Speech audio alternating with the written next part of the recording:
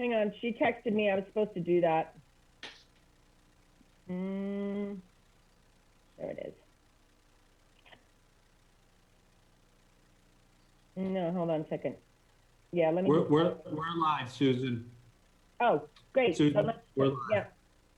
We are? Okay, great. So let's do this. We're live streaming now. Alrighty, so let's get underway. Let's see. Welcome everyone to the April 21st virtual Radnor Township School District Finance Committee meeting. I'd like to get first underway with, I don't think we're welcoming anybody new, so let's first get underway with administrative comments. Michelle? So I just have a couple administrative comments. I want to point out that the agenda that was posted on Monday, I believe it went live, there was a mistake on that agenda. It had to do with the donation from Right at School for some leftover snacks that they had that they couldn't utilize. When they originally sent their form in, they only provided us with information about the snacks from Wayne Elementary, and they also had snacks at Radnor Elementary that they were able to donate as well. So you'll see that that donation increased. Okay, great. And this is just a note to my fellow committee members. I am kind of splitting the screen with my agenda. So if you want to say something, you're not necessarily the people I see. So just give me a little, hey, Susan, so that I know if you want to speak, okay? Alrighty, great. So with that, let's see. The first order of business is the approval of our minutes. Did everybody have a chance to read them? Are you all good with the minutes? Sarah, you're good? Bradley? I don't see Nancy on here. Maybe she'll be joining us in a minute. I'm good. Okay, great. So super, then let's move first into our first order of agenda item, which is, oh, I have the wrong, sorry about that. I just brought up the wrong agenda. Kim, why don't you? Nancy's here now, Susan. We've got everyone. Okay, oh good. Nancy, did you have any issue with the minutes? You're good with them? I'm good. Okay, great. So then let's get underway with our first board action item, which is a series of items that we will see. They're kind of our standard items that we'll see on next month's, or next week's board meeting, our financial report. We're going to be accepting some donations for donation or disposal. We have this donation from the snacks at Right at School that, as Michelle just said, the updated dollar amount of $300 has been put onto the new schedule. And we also have although we don't have a dollar amount, we also have the donation of food that the district did to families in the area who have been affected. And finally, we have the approval of the budgets that are coming through from the DCIU. So does anybody have any questions about those in particular?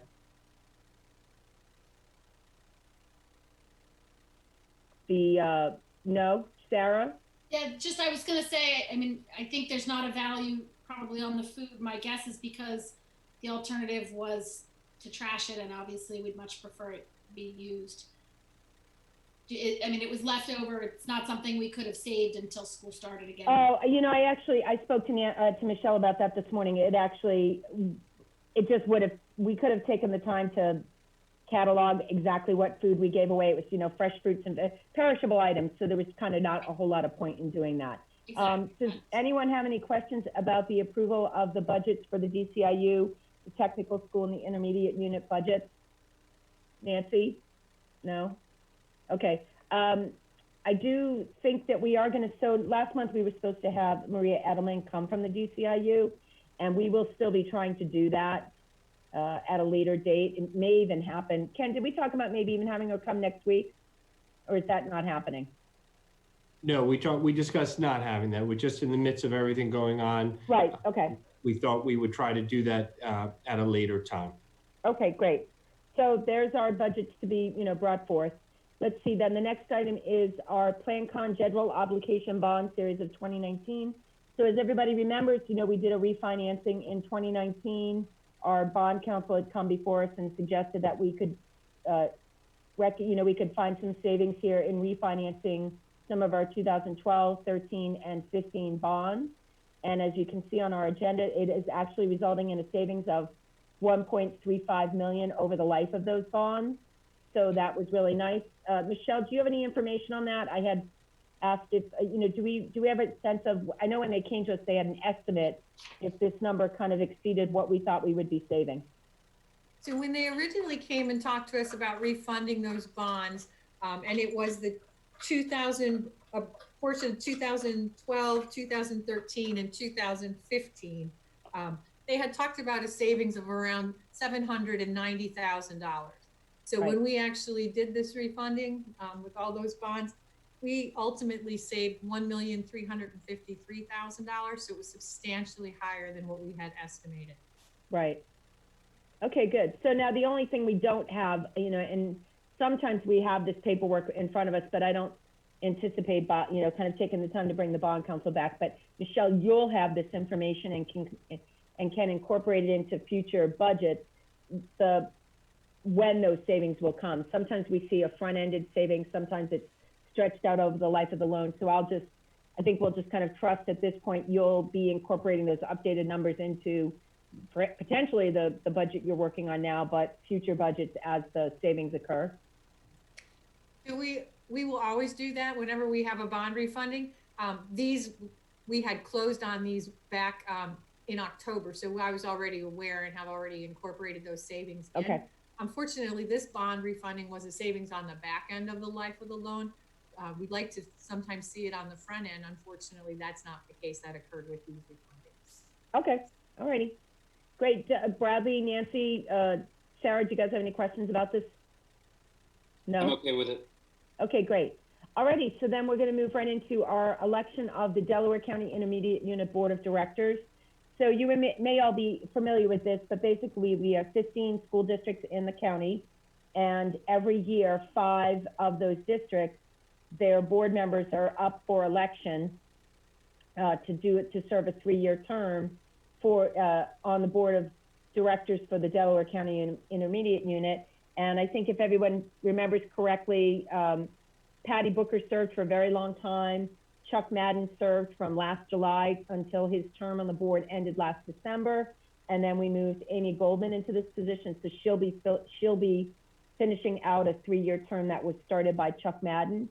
And this is this year's group of board members. Now they've been elected or approved by their own individual boards to be the representatives, but I believe, Michelle, this is just kind of a formality. This is, our board actually has to approve these board members, but they are people who have been voted for and elected by their own boards to be this board member on the DCIU board, correct?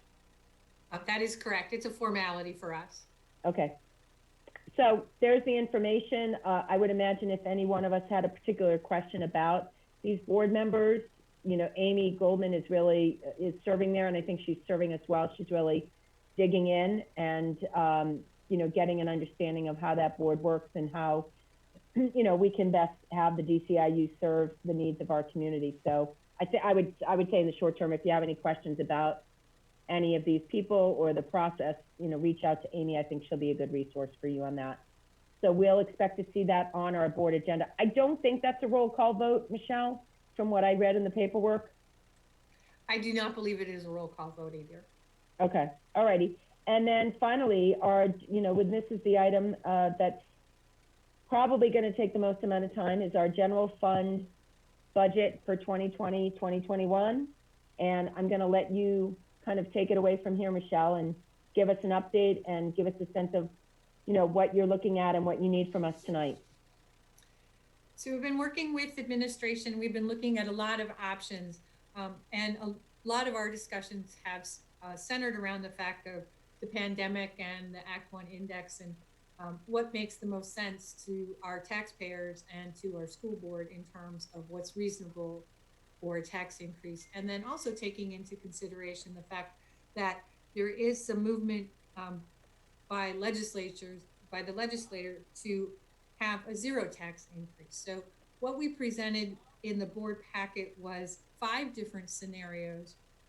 One with a 2.6% tax increase, which is what the Act 1 index is. And we'll go through all of these with more detail. A 2.4% tax increase, a 1.8% tax increase, a 1% tax increase, and a 0. And this document that we presented, we found helpful when we were working as a group together to try and help us understand, as we made these changes to the various different scenarios, what that meant in terms of how much fund balance we would need to use, and how much of the retirement escrow we would need to use, and if we would need to make additional cuts, what would that look like? So each one of the scenarios makes an assumption that $500,000 of the retirement escrow is being utilized. And so that you won't actually see in the various columns, but it's across the top. So you can see that every one of those scenarios includes that $500,000 of fund balance escrow for retirement purposes. Then you can see under each one of the scenarios, the additional federal support dollars that we're going to be getting through title programs because of the pandemic. And that's $277,000. And then we're recommending that we use an additional amount of retirement escrow of $500,000, or I'm sorry, of $175,000. And the reason for that recommendation is because we're not anticipating that we are going to need to use the $800,000 of retirement escrow that we had anticipated using to balance the budget for 19-20. So we're suggesting that we roll those dollars back in to balance the budget for 2021. And then there's some technology reductions. And the reason for those technology reductions, and Dr. McCook can address this a little bit further, is because we went ahead and purchased a lot of technology that we could pass out to our students in this current fiscal year. And we used some money from the teaching and learning department, and we used some money that we had anticipated that we were going to save from our substitutes to help fund those purchases. So that money that you're seeing there, that $270,000, is money that Dr. McCook would have budgeted in 2021, but since he spent it in 19-20, he doesn't need to do that next year. We also have an additional use of the general fund balance of around $500,000, and that would be the unassigned fund balance that we're utilizing. And then we've got some high school and middle school sub reductions, and Dan and Sean will talk about those a little bit later. And then conference reductions. So one of the things that we wanted to do was we wanted to take a look at our conferences. We wanted to put a freeze on non-essential conference requests. Dan and Sean had already reviewed conference requests back in the fall when we were working on the budget, and they did reduce the conferences to some degree, but there are some conferences that we do not feel are essential. And with the way the economy is going, we think that only essential conferences should be attended. So when you look at the various columns, the first column, you can see if we had a 2.6% tax increase, the deficit would be $1,291,000. And with all those changes, we could actually reduce the budget by $1,417,000. So we'd actually have a surplus in that year if we did all of those things of around $125,000. If you move over to the next column and you look at the 2.4% tax increase, you can see all of those changes. The deficit increases to $1,447,000. And with all those changes, we would have a deficit at the end of $30,116,000. So we would have to make a decision to use some additional fund balance in order to help offset that. With the 1.8% increase, the deficit increases to $1,915,000. You can look at all the changes. Again, all the reductions that we're proposing are $1,417,000.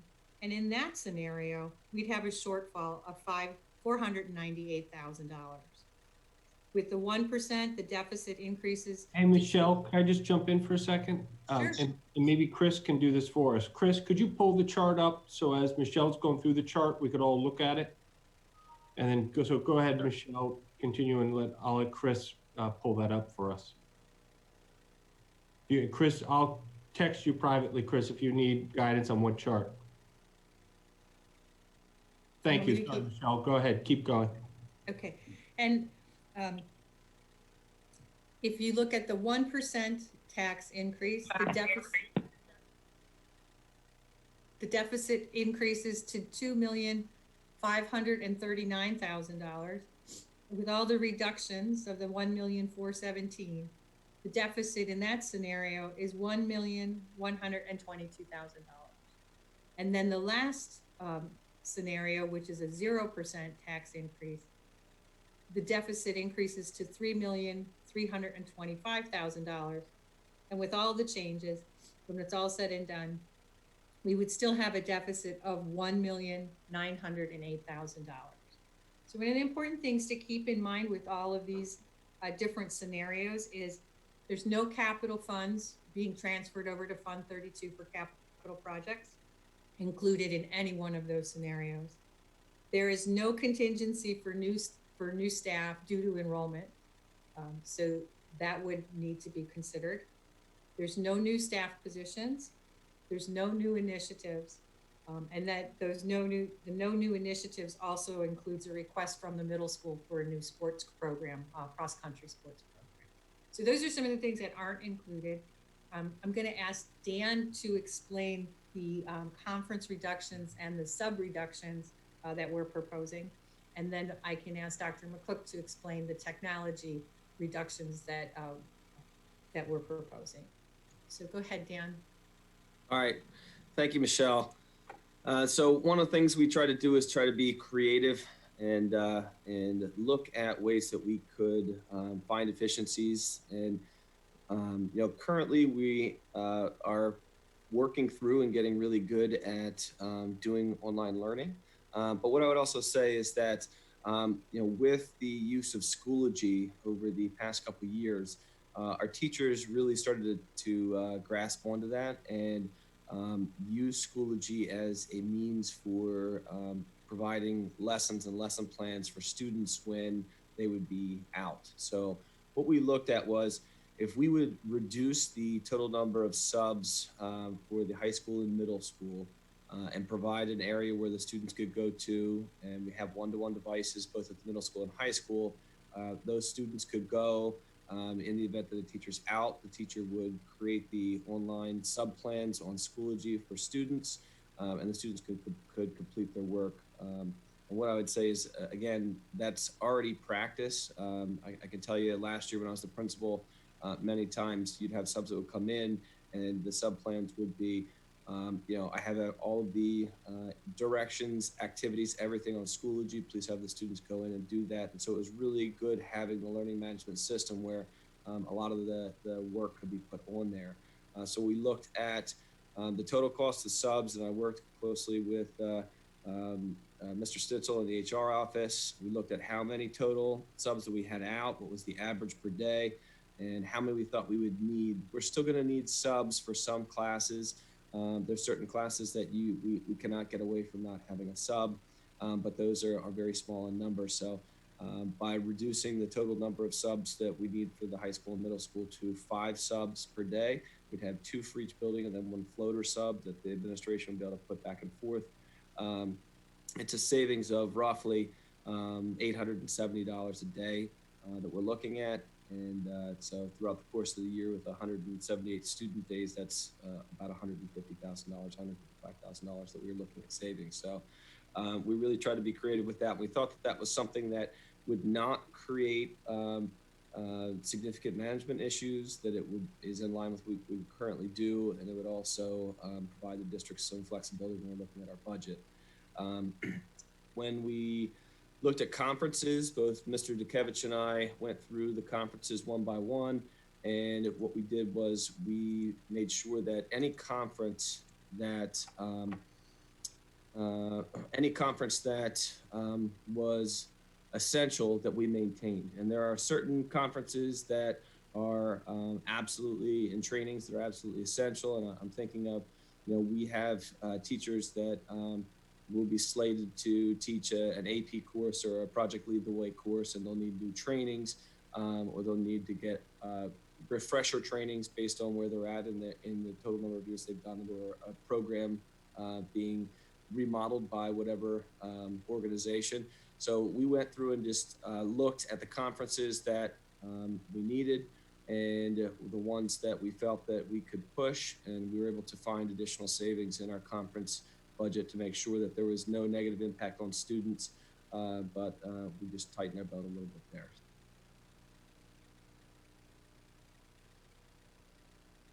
Okay, Dan, thank you. I appreciate that. Ken, do you want to have anybody else weigh in? No, I think only the piece, and I think Michelle already summed it up. We did make, and I want to thank Byron for thinking ahead, and the entire teaching and learning team, and as well as Michelle, but the thinking ahead and making the technology purchases we made has helped us. We knew we had a plan already in place for the last 2 years, for the next 2 years, what we needed to do. We knew our elementary teachers needed better technology at home. We knew our middle school teachers as well. We know we needed to get additional technology to students. Thanks to Byron and his team for quickly making an order and working so closely with Dan and Sean. We made an order weeks ago for what we plan to buy over the next 2 years. Some of that technology has already arrived, and some of that technology was already being handed out to teachers, to individuals as early as this past week. This process has been a process of going online. How do we remove the barriers? You've heard me say this before. First we had to get students who didn't have the technology, then we had to get other families the technology. We need to identify platforms, we need to provide trainings, and we need to get our teachers better technology as well. And that's what's happening right now with that last arrival. We're still waiting for other devices to show up. So we're able to reduce some items in the technology budget because we paid for them, what we're planning to pay in the next 2 years.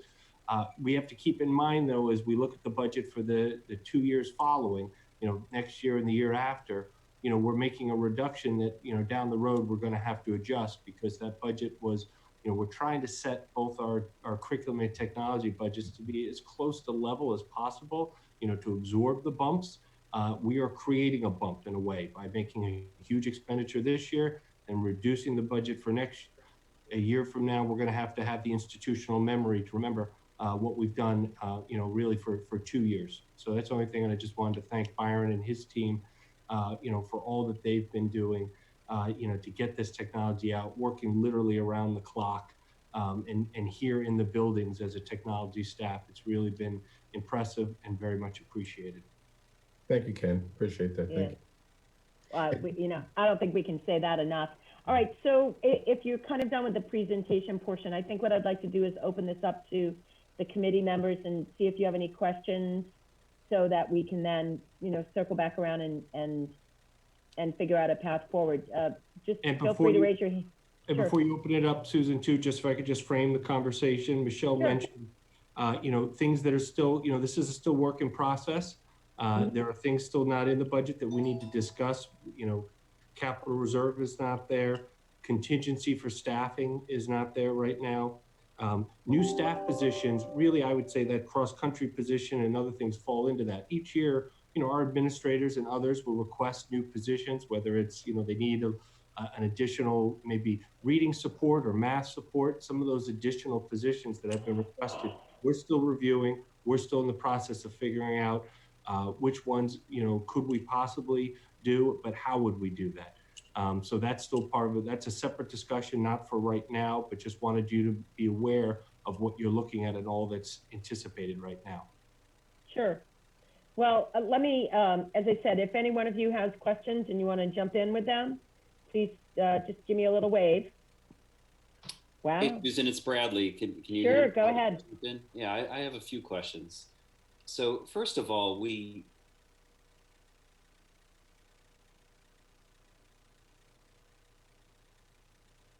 Did Bradley freeze? Yeah, he did. Okay, so we're going to ask Bradley to put a pin in his question. Michigan Law Library is not operating so well right now. Bradley, you froze. We didn't hear your question. All right, can you hear me now? Yes. All right, Yeah. Great. All right, thank you. Yes, yes, the library behind me is emptier than usual for this time of year. We have to make this decision with a lot of uncertainty, and so I really appreciate Ms. Deco putting this together so that we can start to get some ideas about this. But we don't know what's going on with the state budget. We don't know what kinds of new and surprising expenses we might have because of this. So one thing I'm wondering about is timing. Could you remind us what is the time by which we have to make a decision about these revenues and what direction we want to take with them? You know, what do we usually do on the budget calendar? And then what's the latest practical time we could make a decision about this? So in Rander, what we have always tried to do is we have always tried to approve our budget a month ahead of when it's actually required to be approved.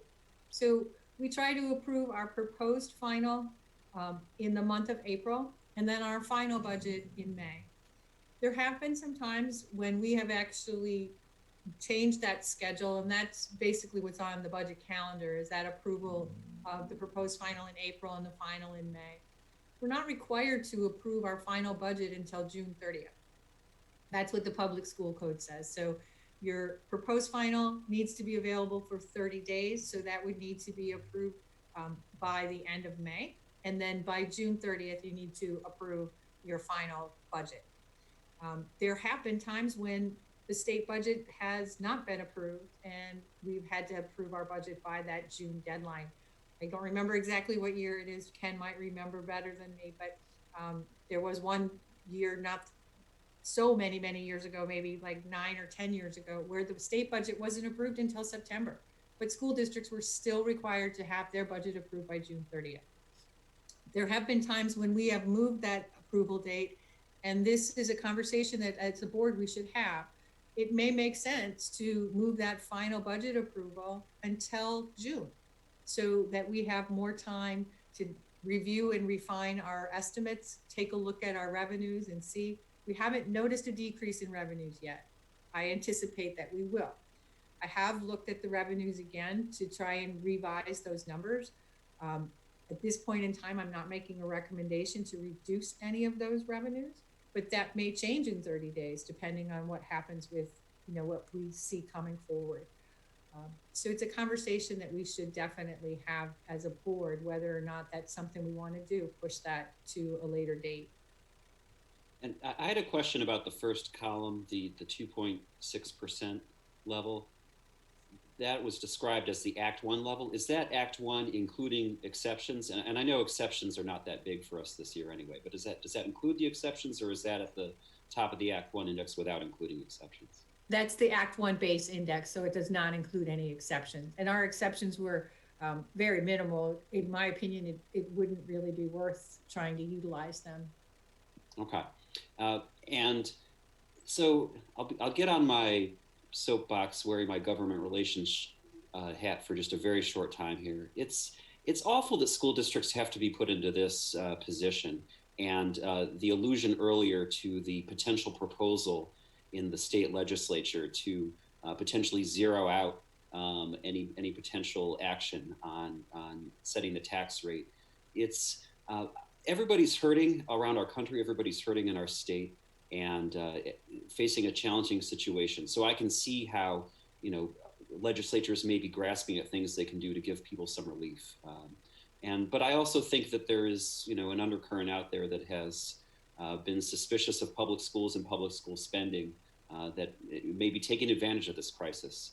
And my hope is that our legislatures act in good faith. But the idea of finding out in April that there might be a limitation on our ability to raise revenues to support our schools and our students it's scary. And with only a few months left in the fiscal year, it's something that's a real challenge for us. So, you know, while I recognize that people are hurting all over the state, I would just like everyone to know, and if the public is watching, we've all been put in a really difficult position, and it'd be better if our state and federal governments did more to help our citizens who are struggling, rather than asking school districts to take on that burden because of everything that we do for students, including things like maintaining our lunch program for families who really need it during this time. So for anyone out there who thinks that these revenues are things we're not spending intentionally and taking very seriously, I want everyone to know that. I did have a couple other just quick questions. This idea of using $500,000 from the fund balance, how much is that in line with previous times we've tapped into the fund balance? to either close a budget deficit or use funds for other potential initiatives. You know, what's the scope of that proposal compared to what we've done before? You know, using $500 from the fund balance. So we have used a combination of things to help balance our budgets when we've approved them in May or June. We've used a combination of the retirement escrow funds, which are dollars that had been set aside over the course of a number of years to help balance out those large increases in the PSERS contribution for the employer. And we've also used fund balance. So if we take a look at what we approved for our 2019-20 budget, we were using around $800,000 of the retirement escrow and about $300,000 of unassigned fund balance to help balance that budget. When I've done my projections for where I think we're going to end up in 1920, I don't anticipate that we'll need to use that 800,000, nor do I anticipate that we're going to need to use that 300,000. Even though we have said that we are going to use the fund balance dollars and the retirement escrow dollars to help balance the fund balance, we've had a surplus the last few years and haven't actually had to do that. So we have agreed to use some of those dollars, and then when everything ended up and we closed our fiscal year, we didn't actually need to utilize the funds. And that Michelle, you know, for $100 million budget, that surplus we've had the last couple of years has averaged about how much? It's about 1%.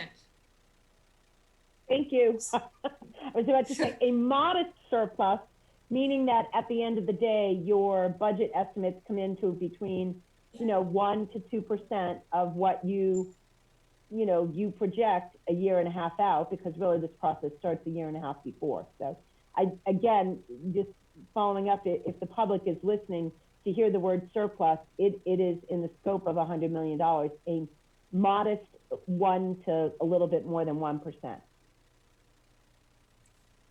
That's correct.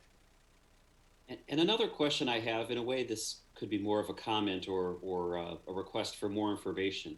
If it's suggested that we set the amount of revenue we're raising at a level that is one of these lower levels in the columns to the right, that create these remaining differences of potentially roughly $500,000, roughly $1.1 million, roughly $1.9 million.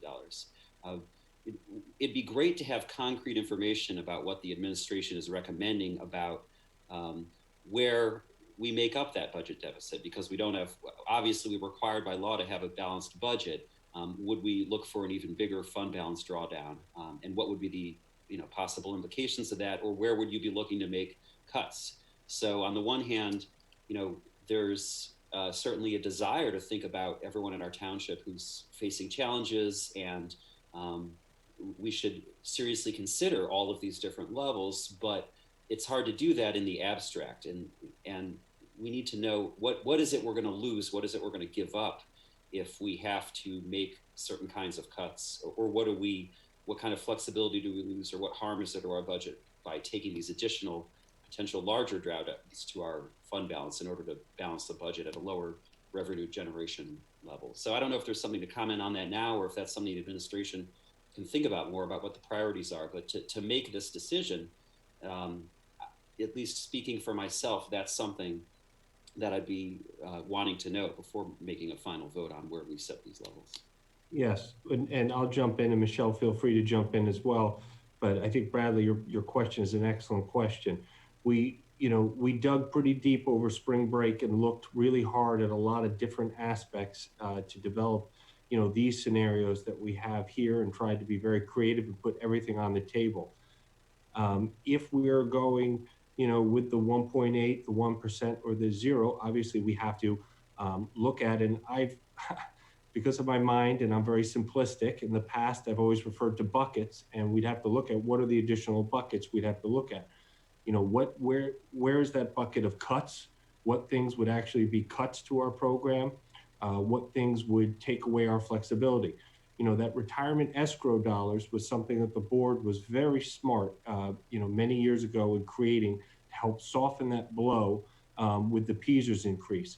And we've had that at our disposal. We've had, roughly $2 to $3 million in that account. We are planning to use 800,000 of it last year. That's a bucket we could dive more into. Once we spend that down, it's gone. Now we created it for a purpose that helped us soften that blow, but thank goodness it's there, because we also didn't know about this. We did not know about this situation.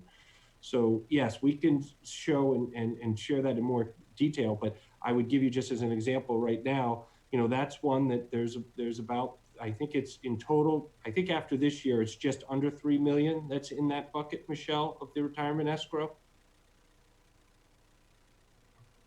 That's correct. And so certainly we could spend more of that down. Once that's gone, it's gone though. We have not been in the last few years putting any more dollars.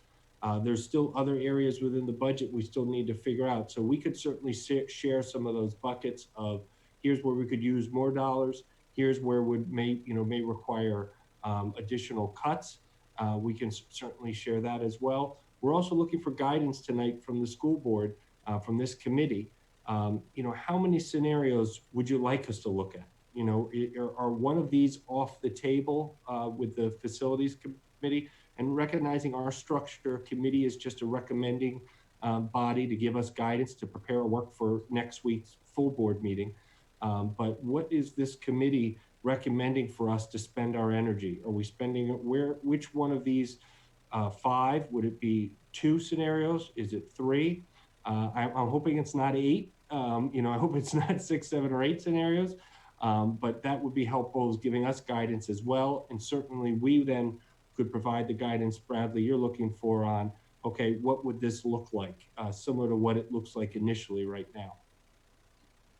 That's appreciated. And as part of that, and maybe there's a little bit of a comment we can make now, and I'll get on my high horse for a few more seconds.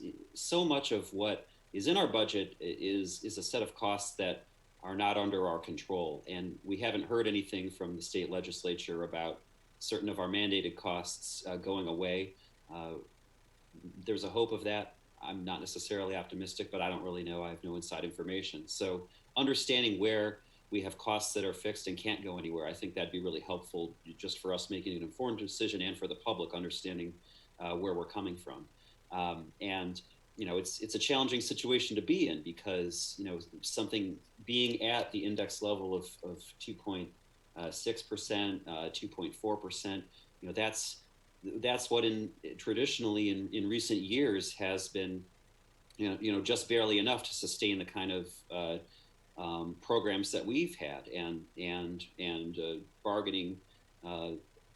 bargain for contracts that are set out years in advance with appropriate, fairly bargained pay increases that are going to continue for years to come. So all of those contracts were made in good faith at the time, in my opinion, but now we're facing an emergency situation. So understanding where the flexibility is and where it isn't, I think will be really helpful if we're going to make a decision not to raise revenues close to the level of the index like we have, at least in recent years. How are we making sure we're doing that responsibly? Yeah, and excellent point. And I don't really think that's a high horse as much as that is just a very good summary of a reality.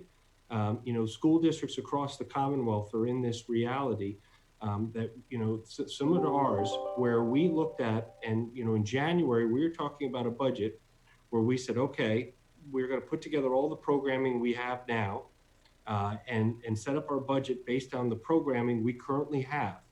And that programming we currently have was raising our budget by 2.6%, and we still needed to cover 1.2 million that we were over. And a lot of that has to do with there were decisions that we have made collectively over many, many years. And some of those collective decisions, whether they are staffing, we are staff intensive as an organization. It's our people that is the biggest part of our budget, and it's the most important part of our organization is our people. But our programs and our programming and those decisions that we have made over the last 5-10 years, we realized and knew that there would have to be some increases down the road. And yes, this situation has thrown a curveball to that for all the districts across the Commonwealth. as we look at this. So that is something that we have to, that our lens in January of how we're setting up our budget based on our programming and trying to hold on to everything we had, that lens has changed very much as we look at trying to create a very different budget right now with some really a lot of unknowns, in an uncertain time. All right, thanks. That's all my questions for now. Appreciate it. Okay, great. Sarah or Nancy? You want to go ahead, Sarah? I do, unless Nancy has a burning desire to go first. No. Sounds like she's yielding the floor. And thank you, Bradley, for going first. You got some of my questions answered, which is always helpful. And to echo what you were saying and tying this back to the curriculum meeting, I think it's frankly shameful that any of our state leaders would try and cut budgets to districts or cap our ability to increase our taxes in a situation like this one, where we know that the schools are the center of keeping some of these families stable and on track, giving kids something to do when they can't leave their homes. So that was my short and snipier soapbox. I have a couple of questions, and one of them, just, Michelle, I know you would have thought of this, but just because I know we just talked about the bond refinancing, I think what I remember from last year is we don't really have any other potential refinancings anytime soon that will find us money. That's correct. Okay. We have refunded everything that we could. I think our next refunding opportunity happens in 2022. Okay. Doesn't help us now. So then I had a couple of questions. I think before I can really make, as in terms of how many of these columns I would like to see, these 5 are plenty. I don't even want to consider the 0 or the 1%, in part because it just leaves us with such a deficit or shortfall in the budget to try and make up other places. I am interested to think about, Michelle, you talked about this year, you don't think we're going to use the retirement escrow and the general fund balance that we had budgeted for 1920. Are those already kind of into the numbers that are here in these columns, or is that you aren't comfortable calling that a surplus that you can roll over yet? I don't know if I articulated that right. Do you already have those monies kind of planned to roll over for next year? So it's a little bit of a combination of both. So we have used some of it, but not all of it. Okay. And we can certainly talk about that in a lot more detail. I have to be conscious of the fact that some of that involves staffing. So that's not appropriate for us to have a conversation in a public meeting regarding that. But we can certainly have a lot more conversations about that going forward. Okay.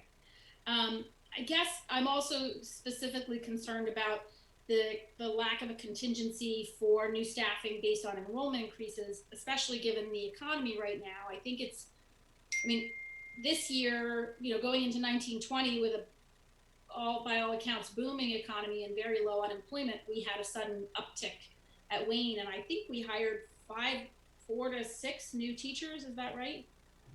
So I'm concerned that next year, with an economy going down and unemployment rising, we may have more students coming in from the parochial and private schools who we need to accommodate, and new staffing is going to be required. So I think that is definitely something that we need to consider. Districts who have gone through recessions in the past, 2008, we can go back and look at that. There definitely was an increase in enrollment, especially in school districts like Radnor, where a large percentage of students attend non-public schools. When people lose their jobs and they can't afford to pay the tuition, the public schools sometimes will see an increase. I'm going to let Todd talk about how many people that we hired because of our enrollment increase.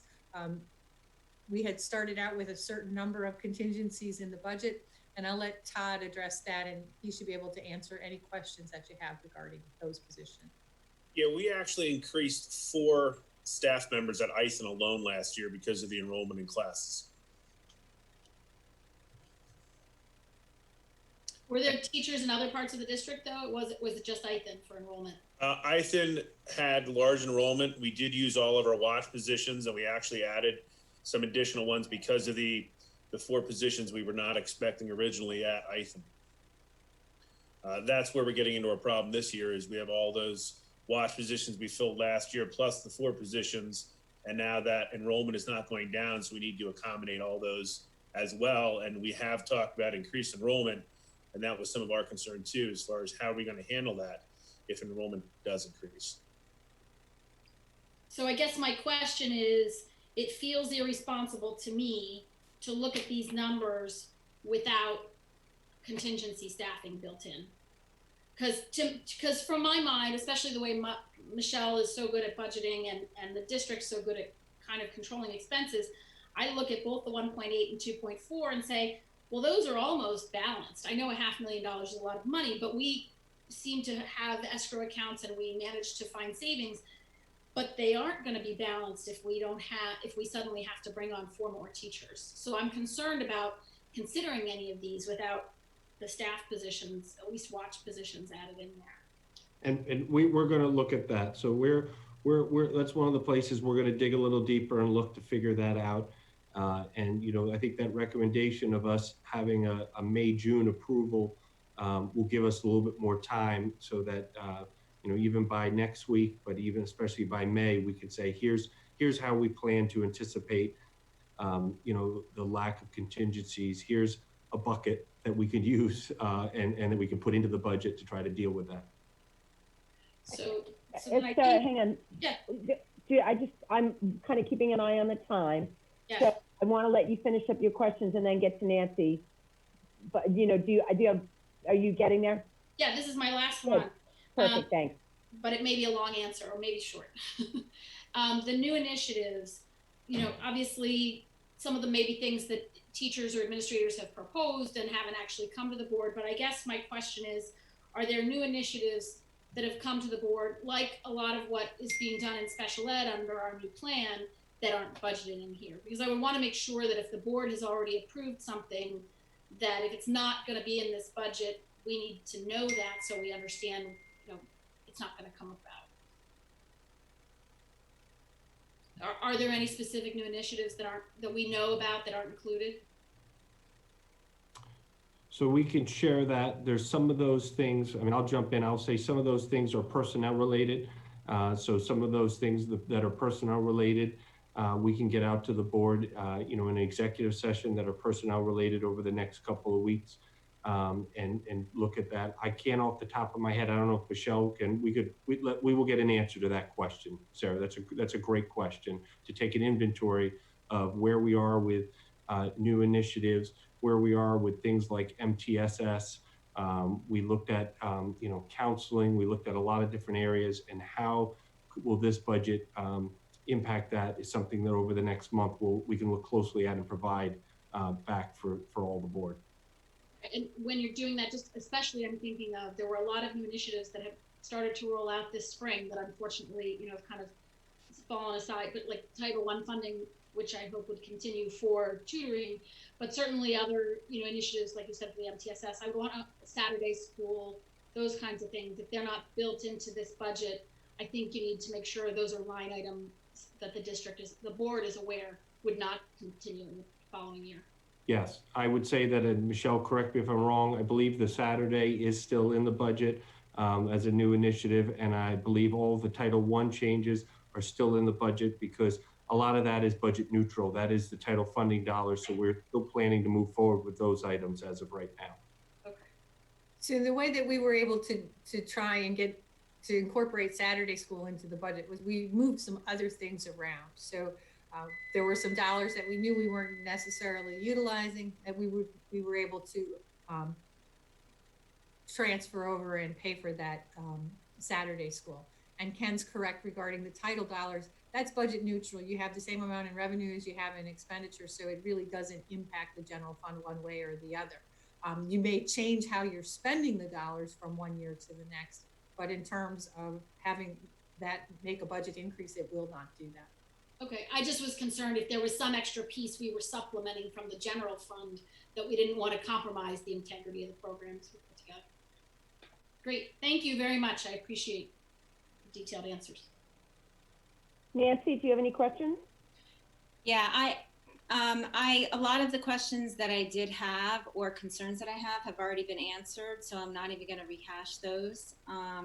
One of the things I am glad to hear that the amendment to Bill 974 had been taken out. It allows us to navigate kind of what may be best for our district and the only thing that would have potentially hurt would have been the students. But one question I have, and I apologize if I missed this in the beginning, but the scenarios that were presented, how did you come up with those scenarios? I think that, oh, go ahead, Michelle. Go ahead, Susan. I was going to say, I understood from Ken, they just kind of, they were just talking about, okay, we're at index now. What might some other scenarios look like? You know, the reality is, with all due respect to 974's amendment being pulled yesterday, you know, that threat is still out there. So, you know, so the other numbers, the 2.4, the 1.8, and the 1 were really just pick some numbers and let's get a sense of what might it look like. I think they were, there wasn't a particular mindset. There wasn't a methodology, to my understanding. Correct. So and I'd like to say that, you know, as administrative team, I give the administration a lot of credit. Before we even got word of what was happening in the legislature a couple of weeks ago, we were looking at the reality of what's happening with our economy, what's happening in our society, and realized, you know, what's going to be responsible as us as being good stewards of our taxpayer dollars, looking at the unknown. So we started to really look and put things, you know, for us to try to understand. So what started off as an activity for us administratively, and we just selected, you know, really markers and said, okay, what does the 0 look like to 2.6? And then we just tried to pick some other markers in between. So that's why, you know, even if we don't have the guidance tonight, if there's further feedback, if board members want to you know, email me or Michelle individually, you know, these aren't set in stone markers that the budget has to be one of these. These were more provided just to give an example based on what we're looking at, you know, with the economy, looking at our own budget and looking at, you know, the future and frankly, our concern too with our collection, our ability to collect what we're going to be able to collect down the road as well. Okay. The one question I had regarding the substitutes, was I correct in understanding, Dan, that there may be some classes that actually wouldn't have any subs or teachers present and that they would be doing the work online as assigned by their teacher from home? So, yeah, the plan would be that teachers would put their lesson plan and activities on Schoology for the students to go and complete, and all of the directions and assignments and, you know, handouts would be on there, videos, etc. And then students would go to an identified area that had supervision. It could be, you know, we identified a couple different places such as the library or an LGI or something like that. And then that way the students would have an area to go that they could get their work completed in. Okay, but that would be in the minority, I would imagine, as opposed to the majority of substitute scenarios, correct? Or so we just looked at how many total absences that we had on average between the buildings, and what did we feel was a reasonable number that we could get to be able to manage the students and keep them engaged in work. And so we ended up coming up with you know, reducing it down to about 6 that we would save per day on average combined for the 2 buildings. Okay. And then I think that this had already been asked by Bradley, but the impact that any further reduction in the scenarios that we still have areas that we would need to make up the difference, kind of where we would find that. So that would, I know there's not an answer to that question today, but that would be one of the questions of, you know, where would we find this? I personally don't think we need to continue to look at 5 scenarios.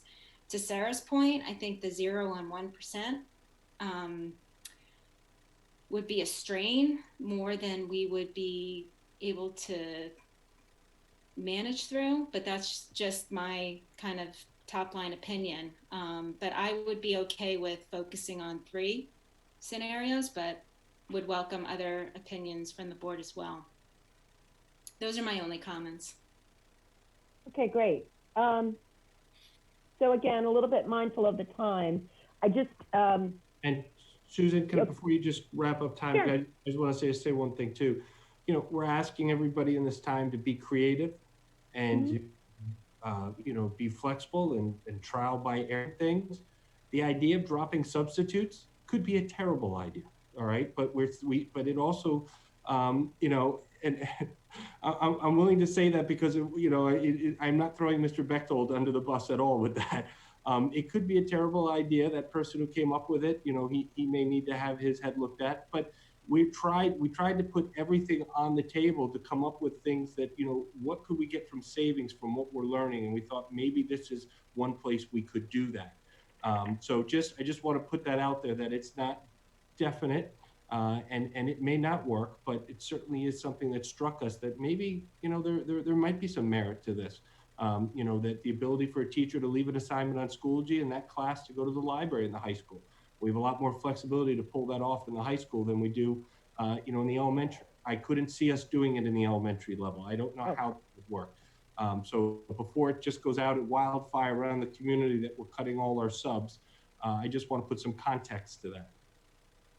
Ken and Dan, I think I may have misunderstood when you had described it the first time, and I think Nancy raised a good point.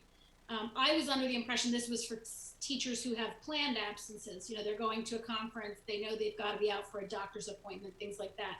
I think we have to be sensitive to a teacher who is suddenly sick in the morning. You know, if they didn't have it already preloaded in Schoology, asking them to take that extra step when, you know, that may not be on the agenda. That may not be quite possible that day. But understand that, and you know, one of the things that our teachers do is we do have emergency sub-plans that all teachers create. So you know, whenever we have students that show up to school, you know, we really make sure that there's something that they're going to be doing that's valuable. So, but we would take that into consideration. And I think that's one of the reasons that it'll be important for us to keep subs at both the middle school and the high school, so that way we could use them as needed. Oh. Okay. Alrighty, so I'm kind of looking at things a little bit differently. Michelle, I would be hard pressed to think that we can pass a final budget in May. I can't imagine in all respect to your job, I don't think you're going to have enough information from the state. So here's the pieces of information that in no particular order are occurring to me or just too unknown right now. Sometime between now and the end of May or the end of June, PDE or the state may drastically change what we're anticipating to get for state dollars for next year. And, you know, I don't know what information you might be getting from them in terms of, you know, timelines for getting final numbers that you can expect from the state for the basic ed subsidy and protection and the special ed money. So that's a big unknown for us. The other thing that I think is probably a real game changer is the amount of money that you have in the budget for revenue for real estate transfer. Real estate transfer has come to a grinding halt. And so in the busy spring season. And I know that we've had some busy seasons the last couple of years, and our real estate transfer tax has been higher than normal. I think we can expect it to be, you know, quite a bit lower. So speaking to, you know, Bradley's question, Sarah and Nancy have all said it. You know, we still have some pretty big unknowns about those things over which we have absolutely no control. And then the other big unknown is how many more kids might show up at our doors in the fall as a result of this economic, you know, if we expect an economic downturn. Now that has implications from facilities. I think I see Bill Dolan still on here. And glad we hired that company to do some feasibility work for us. And it also has implications for Todd and hiring. I don't even know how you hire right now or do any of that right now. So there's just too many unknowns. So I'd almost rather be looking at the calendar of saying, okay, bills have to go out in time for July 1st. And that is, by the way, if the state legislature doesn't pick back up their idea to postpone real estate bills for a few months, which I don't know if you guys were aware that that was floated out there for a few days as a bill. I'm sure Michelle's aware. And they may still do that. And, you know, we may still be finding ourselves talking in July about how are we paying bills in July and August and September because the state said, oh, nobody has to pay their real estate bill until October instead of August. I think we can do that. I think Radnor can do that, but that's, you know, one of those challenges. In any event, thinking about a real estate bill going out in July, I would imagine that, you know, mid-June is probably when you'd be looking to want to settle on a final budget approval. You know, maybe I don't know what kind of time you need. So I guess one thing I'd ask you to think about for next week is to look at the calendar from that perspective, Michelle, is that knowing you have to put bills in the mail at the end of June and knowing that you don't want to be printing bills on June 27th, that presents its own challenges. You know, what kind of lead time do you need? And, you know, as a board, we may need to plan on doing a special board approval of a budget sometime in early June.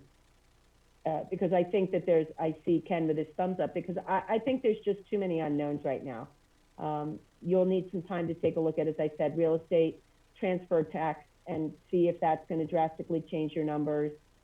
And of course, the basic ed subsidies. Those are the two big things to me that I think will impact the revenue. What I think is going to impact the expenses are, you know, we're going to have to, I see Jenny sitting here. I think we can expect that we may need to do some compensatory education next year.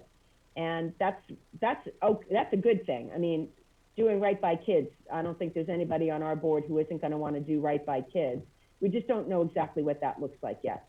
And we don't even actually know what education in the fall might look like yet. So I think the longer you can hold your options open for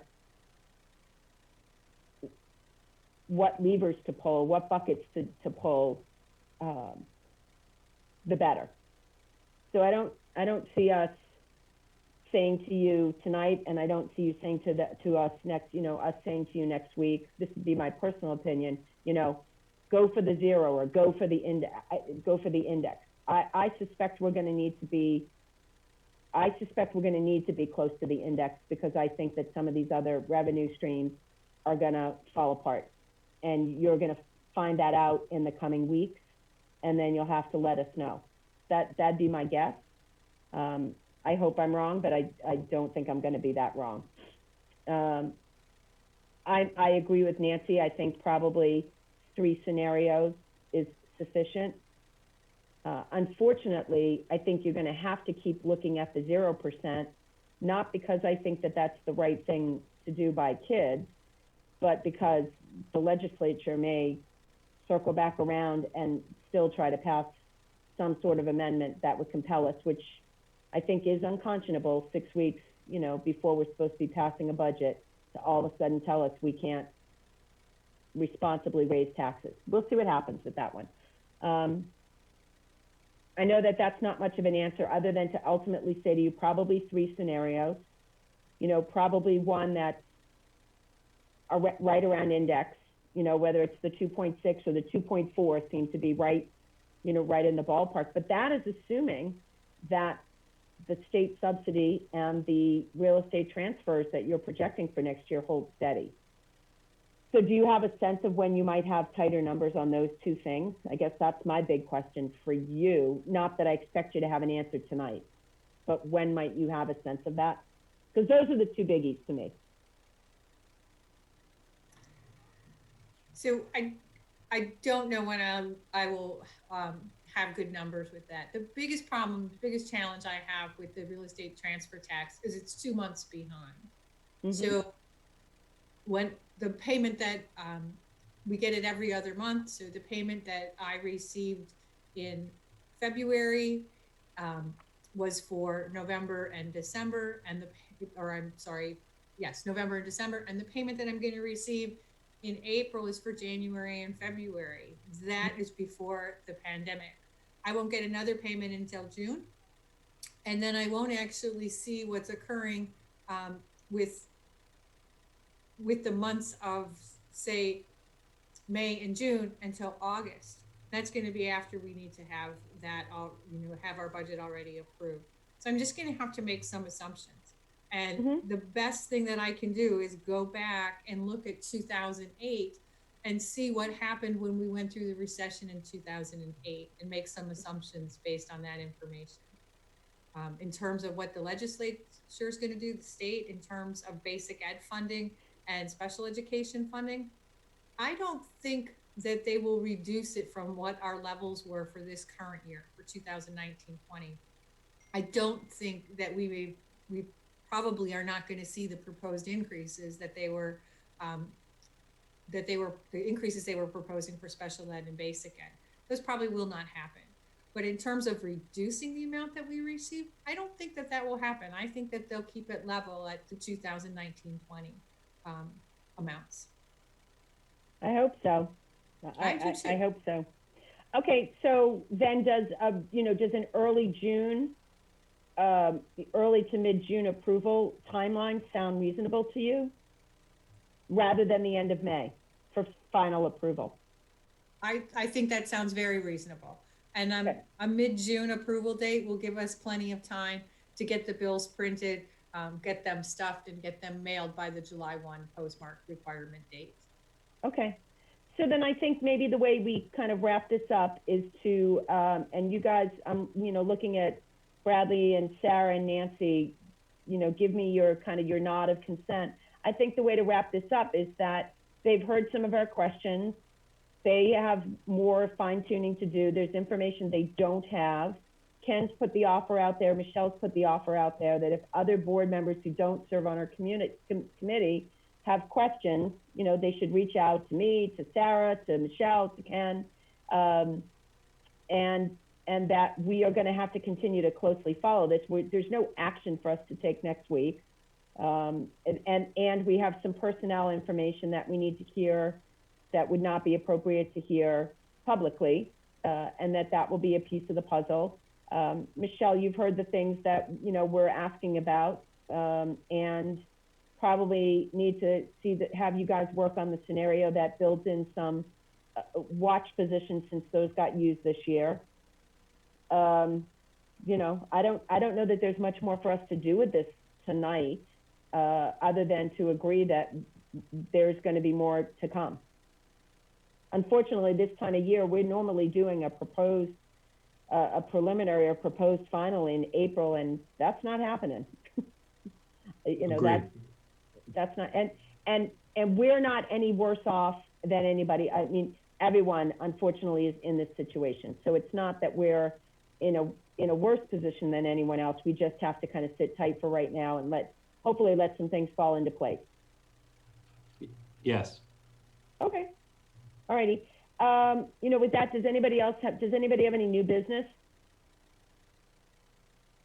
Okay, Michael. Susan, this is yes. Bradley. There was actually one question I wanted to raise. Sure. It may not need to happen now, but I wanted to ask the administration, and I'm sorry I didn't think of this before the meeting, but in light of what we had in our previous special board meeting about the facilities, for the facilities committee, about the infrastructure project, and other things that are going around with public finance, a lot of the information we got about the borrowing involved with that project no longer applies, and it may be premature to figure out what that financing looks like now. But I see an entire range of questions from, is financing even available in uncertain times, all the way up to when are lenders looking for projects that might actually happen, and are there opportunities even in the face of everything horrible that's going on, does the financial situation lead to potentially cheaper borrowing for us? So no need to answer that now, but I think that's something we should be thinking about, especially since moving forward with the infrastructure project depends in a large part on thinking about how we finance it. Okay, I think that's, reasonable. Maybe that's something for us to put on next month's finance agenda, just a little update. I know for a while, Bradley, I don't want to speak out of turn here, Ken, but Ken and I had this conversation, gosh, a few weeks ago, and there was, for a period of time, there was even some question about what kind of work those industries could even be doing right now. So I think probably circling back around and finding out, are they even allowed to work, and can they work to even begin to gather information like that would be a starting point question. Because I think that was I think there was some guidance for a while they couldn't do any work. Yeah, we can bring that back at least next month with a status update to say, we could give more details in July or August, or we can provide information then. So Michelle can certainly reach out to Zach and others to find out where that is. And yeah, we've had that same suspicion too, that could there be some advantageous pieces to us as well? Let's find that out. So I actually have already reached out to Zach thank you. from PFM, and to Edward Murray from Benning and Scattergood. What they're telling me right now is that it's just really too early to make any decisions, but it's definitely something that's on their radar, and they're going to continue to look at it, and that we'll be touching base. What we decided is that we would touch base like every couple of weeks just to see if there was any new information to report. Okay. Bradley, thank you for bringing that up. Appreciate it. Michael, were there any emailed comments or any public comment? Nope. Okay. So with that, I'm going to adjourn the meeting. Thank you, everybody. Thank you, all you administrators, for being here for us to answer questions. Everybody, look for an email from Ken. We're going to be starting exec shortly. Yes. Thank you all. All right. Good night, everybody. Thank you.